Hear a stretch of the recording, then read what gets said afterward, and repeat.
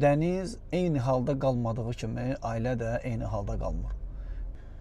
Bismillah, velhamdülillah, və salatu və selamu ala Rasulillah. Dəyərli qardaşlar və bacılar, gözəl bir fayda var, xüsusən evli olanlar üçün və ya yeni evlənmək istəyənlər üçün. Sufyan əs-Savr rahiməhullah buyurur ki, mən təzəvvəc fəqad rakibəl bəhr. Kim evləndisə artıq dənizə səfərə çıxdı. Alimlər deyirlər ki, və elm əhlidir ki, ne üçün belə deyir?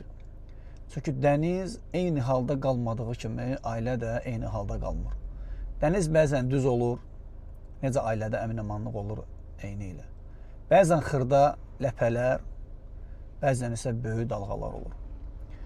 Eləcə də ailə də elədir. Bəzən xırda söhbətlər, bəzən böyük söhbətlər olur. Alə kulli həl, həqiqətən də vallahi, o söhbətlərin hamısının üstündən keçəndə, örtbasır eləyəndə ailə davam edir xeyr üzərində. Allah Teala buyurur ki, وَلَا تَنْسَوُ الْفَضْلَ بَيْنَكُمْ Bir-birinizə güzəştə getməyi unutmayın.